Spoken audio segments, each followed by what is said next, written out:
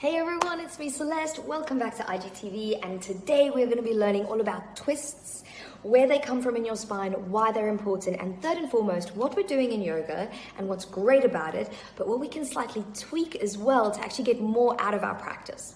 So first of all, if you think of all the little connections of your spine, the part of your spine that links up to your rib cage is called the thoracic spine.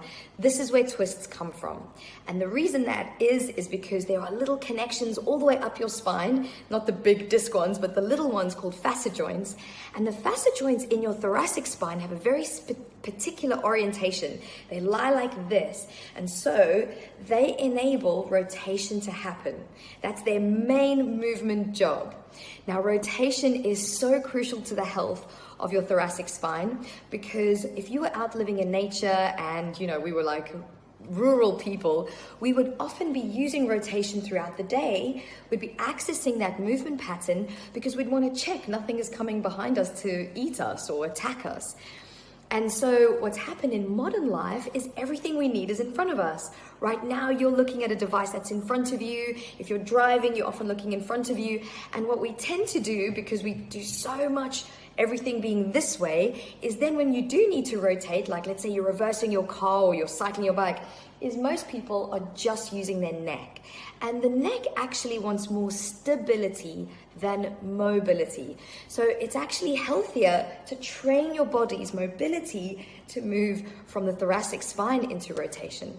That's not to say you can't use your neck. Of course you can. That last range should come from the neck, but primarily we want to use our thoracic spine for rotation because it's just a lot healthier for the body. Now, what's happening in yoga is fantastic. We have lots of twists, and I'm so happy to see that in the yoga practice because it's really helping to keep our bodies still using rotation regularly. But where I think the practice maybe needs to evolve a little bit is most of our rotation that we are doing are passive, which means we tend to use anchor points. The one that I see a lot is elbow on the outside of the legs. We do this maybe in a chair pose variation. Sometimes people sit cross-legged and they use their hands. And again, a little bit of this is fantastic, you guys, but we have to remember that it's passive, which means you're gaining space that you then don't have control over. And really, for your body to be healthy and for it to largely stay injury-free, we need to teach our body to gain neurological control of the rotation or any mobility that we have in our bodies. Okay, so what can we do to tweak things? Well, this is where I think instead of using our anchor points all the time, maybe use it for the first breath and then see, can you sustain your rotation but without the anchor points? Now, often when I ask people to do this, there's a few clever little strategies people are reverting to because they haven't got the active range control in their body to do these movements. And the one in particular that I wanted to share with you guys is the strategies that people use in their pelvis. So I'm going to do a low lunge to demonstrate this. As they go into the twist, the hip on the back hip side tends to collapse forward. Now, if I had to take away this front leg, what you would notice is that actually I didn't do much rotation from my thoracic spine. I probably did a lot in the shoulder, and again, that collapse that I just demonstrated for you probably made the person perceive there was rotation going into the thoracic spine, but actually it was a cheat. The movement was being displaced elsewhere. Now remember, these things are not necessarily bad.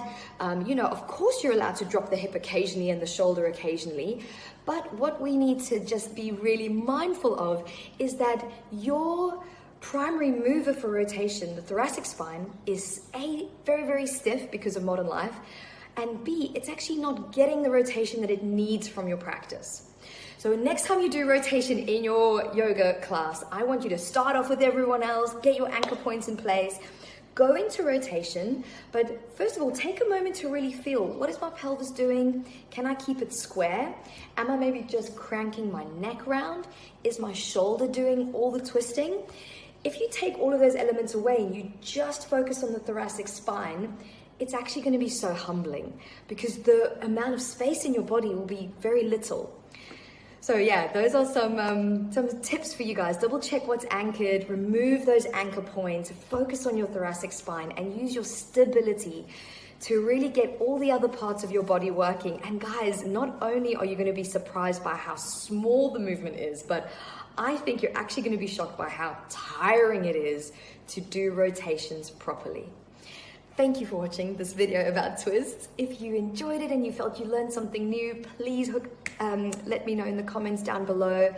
Also, if you feel like that you want to add to this conversation, maybe through personal experience or something that I've missed out and not mentioned, it would be great to hear your thoughts down below.